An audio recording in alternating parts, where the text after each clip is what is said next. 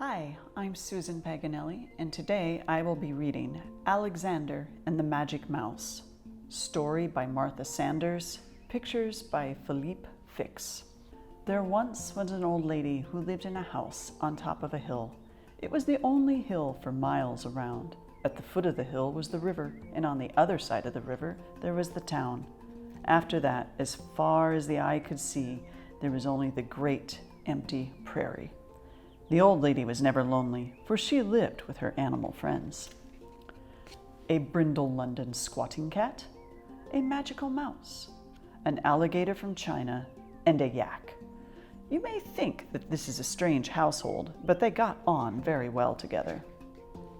It is true that the brindle London squatting cat, when he was not squatting in the sun on the doorstep, spent a great deal of time thinking about how to catch the magical mouse. But the magical mouse just made herself invisible and never got caught. Each day the old lady put out magical mouse food for the magical mouse, and each day the brindle London squatting cat got ready to catch her. But the magical mouse had been invisible for so long that the brindle London squatting cat had really forgotten what to look for, and he always fell fast asleep in his hiding place. Alexander, the alligator, had a mirror which the old lady had given him, and he liked to walk back and forth slowly in front of it so as to admire his smile. His smile was almost 3 feet long. It took quite a while to admire it enough. On warm days, Alexander would waddle down the hill to the river and go for a swim near a sign that the old lady had put up. It said, "Beware the dangerous alligator." That was to keep people away. Alexander was not dangerous at all, but the old lady did not want him to frighten anyone. There are many people who cannot tell the difference between an alligator who is smiling and an alligator who is not smiling. But Alexander always hoped that if he smiled enough, people would understand how much he liked them. Sometimes when he was swimming, he would poke his head above the water and smile beautifully in case anyone should be near. But the few people he saw always cried, "Help!" and ran away. That made Alexander very sad. As for the yak, she was a lady yak and gave each day 1.5 quarts of yak milk, which is very rich and sweet and could be made into yak butter and yak cream. As everyone knows, the Tibetans always put a little yak butter in their tea to improve the flavor. The yak romped in the orchard and galloped up and down the hill. In summer, she always brought the old lady a lovely fly swatter which she had braided from the long hairs of her tail. And the magical mouse? She came with the house. She had always been there. The animals all loved the old lady dearly. In her youth, the old lady, who was then a young lady, had been a great traveler. She went to many far lands. From each of her favorite places, she wanted to bring something home, not just a souvenir, but something really beautiful and interesting. So she asked the brindle London squatting cat if he would come from England, and the alligator if he would come from China, and the yak if she would come from Tibet. And so the friends all lived together along with the magical mouse. Each afternoon at 5, the old lady rang a small shiny bell. Tea was served.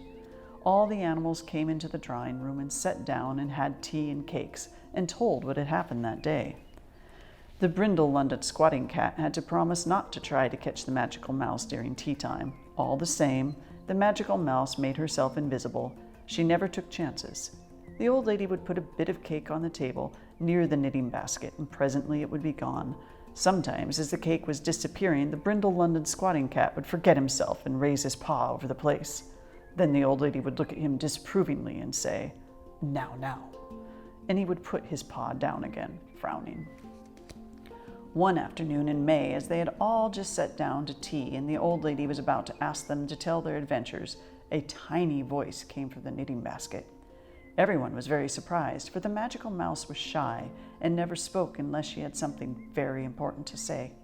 They waited in silence. Then the magical mouse squeaked, "It is going to rain for 30 days and 30 nights. My tail tells me so, and my tail is never wrong. We must get ready." The old lady got up and went to the window. There was not a cloud in the sky. "Are you sure?" she asked. "My tail tells me so, and my tail is never wrong," said the magical mouse.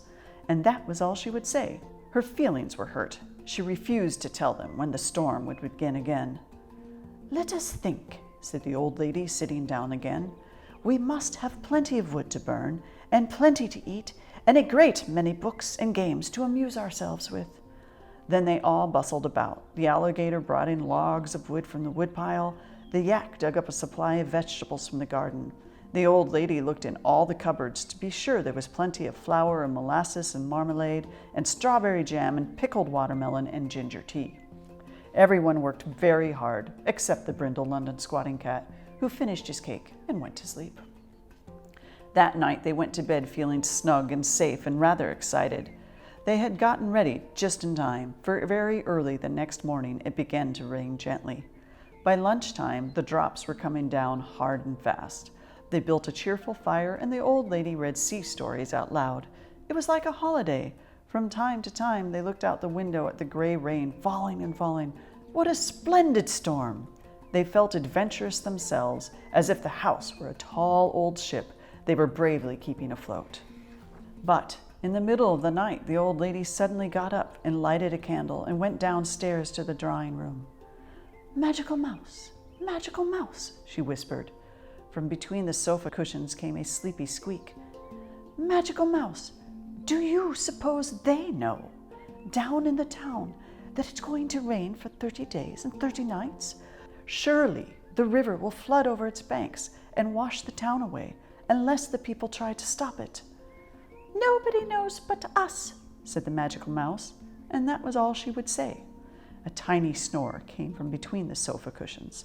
The old lady shook her head in a worried way as she tiptoed back up the stairs. "We must warn the people in the town," the old lady said at breakfast the next day, "for surely, if it rains for 30 days and 30 nights, the river will flood over its banks and wash the town away." Quickly, she put on her knitted snood and her red flannel leggings with brass buttons and her black rubber galoshes. She got out her imitation fur muff and her umbrella and went out the door. But soon she was back. "Too slippery," the old lady said. "You could write a note," said the yak, "and I'll go. I can run down the hill in any weather." "Oh, yes, a note to the mayor," said the old lady. She wrote, "Dear Mr. Mayor, I am very sorry to tell you that it is going to rain for 30 days and 30 nights. Surely the river will flood over its banks and wash the town away, unless you can think of how to stop it. Sincerely yours, the old lady on top of the hill." The yak took the note in her teeth and trotted out the door, but soon she was back. "The bridge is washed out," said the yak, "and I can't cross the river." "Then I'll go," said Alexander, "for I can swim any river." "Be very careful, Alexander," said the old lady. She put the letter in his mouth, and off he went. He slid down the muddy hill on his stomach, right into the river. He began to swim, holding his head up high so the letter would not get wet. The river was twice as wide as it usually was, and the water was dirty and cold. Alexander swam as hard as he could, but the river was terribly strong. He swam and swam and swam. He thought he was going to be washed away completely. He puffed and panted and snorted. At last he reached the other side and crawled up the bank. But where was the town? Alexander had been washed right past it. Now he had to walk back. It was a long way, and it is not easy for an alligator to walk even a short way. He trudged along, shivering and tired from his hard swim. Finally, he saw Main Street ahead. A man with an umbrella was hurrying down the street through the rain. Alexander went up to him, smiling, to ask where the mayor lived. But the man dropped his umbrella and ran down the street, shouting, "Help! Help!" Alexander shook his head sadly. Then he saw a lady. He smiled at her even more beautifully. But she gave a scream and ran inside a store for safety. Then everyone on the street saw Alexander. They all yelled and screamed and dropped their umbrellas and ran away, shouting, "Help! Help!" Alexander was left all alone. He was ready to cry. He sat down on the empty sidewalk, and tears rolled down both his cheeks, though they didn't show in the rain. Soon a little boy came splashing along, enjoying the puddles. Alexander smiled sadly at him through his tears. The little boy stopped. He said, "Hello, what's the matter?" "Hello," said Alexander. "I've got to find someone who'll give an important message to the mayor. Do you know where he lives?" "Yes, everyone does. He lives at the end of the street, said the little boy. Would you give him this letter? Alexander asked, opening his mouth very wide. Sure, said the little boy, reaching in and pulling out the envelope. Oh, thank you so much, said Alexander. Don't forget. I won't. Goodbye, cried the little boy, and he ran down the street toward the mayor's house. Meanwhile, in the house on top of the hill, the old lady walked up and down, up and down. Night had fallen, and still Alexander had not come back. Where can he be? The animals were all silent. I'm hungry, grumbled the brindled London squatting cat at last. Let's have dinner. The house seemed very gloomy. After dinner, the yak and the cat played checkers in front of the fire. The old lady kept going to the door and looking out into the rainy night. Finally, it was bedtime. It was very gloomy indeed. The old lady could not sleep. In the middle of the night, she got up, lighted a candle, and went downstairs to the drawing room. Magical mouse, she whispered. A tiny squeak came from inside the piano. Magical mouse, is Alexander safe? The old lady's voice trembled. I think so, said the magical mouse sleepily, and that was all she would say. The next morning, the rain was pouring down as usual. The old lady went up to the topmost tower of the house and looked out with her telescope. At first, she could see nothing but rain. Then she thought she saw people down by the river. They were building something, a wall made of bags of sand. So the mayor had received her letter. But where in the world was Alexander? All morning she looked through the telescope, hoping to see him. The brindled London squatting cat had to come up the winding stairs to remind her it was lunchtime. In the afternoon, the old lady went back to the tower. Now she saw a frightful thing. The sandbag wall was higher, but the river was higher too. Which would win, the wall or the river? By 5 o'clock, it was too dark to see any more. She was just about to ring the small, shiny bell for tea when the old lady thought she heard a sound at the door. It was a wet, scratching sound. She rushed to the door and flung it open. There was Alexander. He was muddy and cold and tired and hungry. He had no sooner come inside than he began to sneeze. Quickly, a towel and some hot ginger tea, cried the old lady. They dried him off and gave him tea and some supper and put him to bed. But he kept on sneezing. No one would say so, but everyone was very worried. Alexander was sick. The next morning, before anyone else was awake, the old lady tiptoed up to the topmost tower to see if the wall by the river was still there. As she looked through the telescope, she saw a huge wave coming down the river from far away. The flood! It came nearer and nearer, but the townspeople had made the wall thick and high. The old lady held her breath.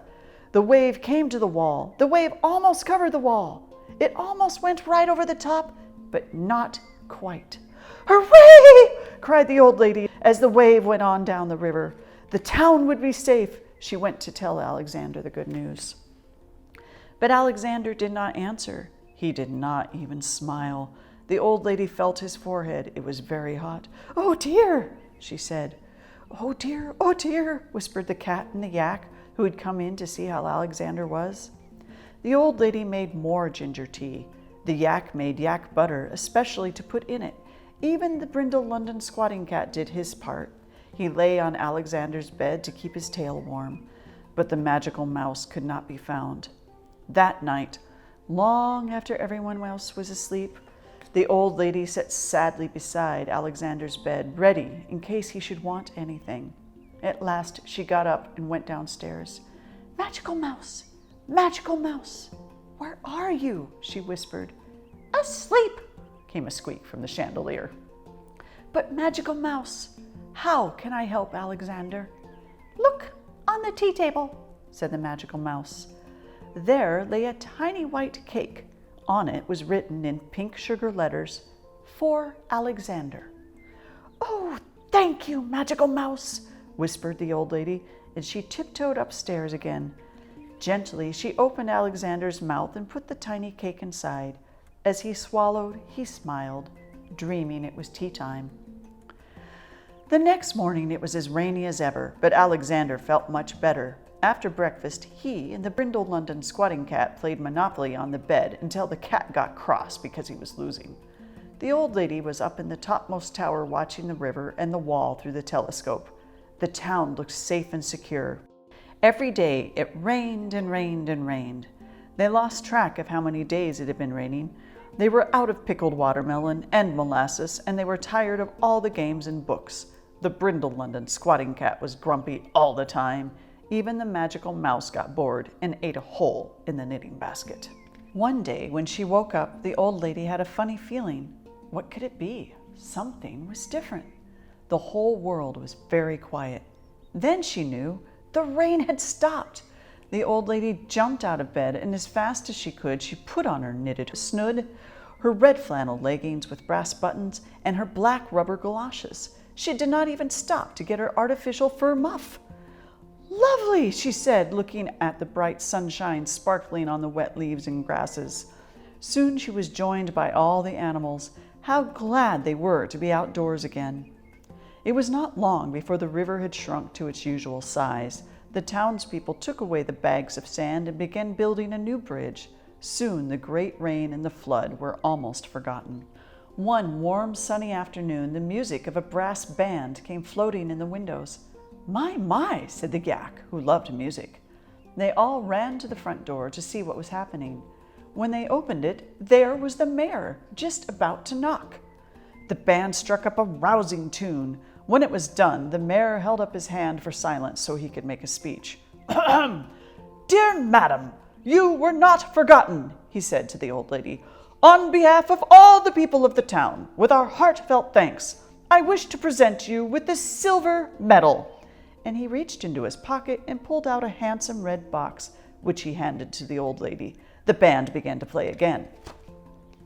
"Oh, no, it's not for me. It's for Alexander," said the old lady. When the mayor saw the alligator, he coughed nervously. But the old lady opened the box, took out the beautiful medal, and hung it proudly around Alexander's neck. She told the mayor about Alexander's heroic swim. The mayor and Alexander smiled shyly at each other. The mayor even patted Alexander's nose. The band cheered. Then the old lady invited everyone into the drawing room for tea. When finally all their guests had gone, the old lady and the animals looked at each other. My, said the yak. "It is a lovely medal," said the old lady. "Humph," said the brindle London squatting cat jealously, and off he went to take a nap. Alexander just looked in the mirror and smiled. A tear of joy ran down his cheek. Inside a ball of yarn in the knitting basket, the magical mouse smiled too. The end.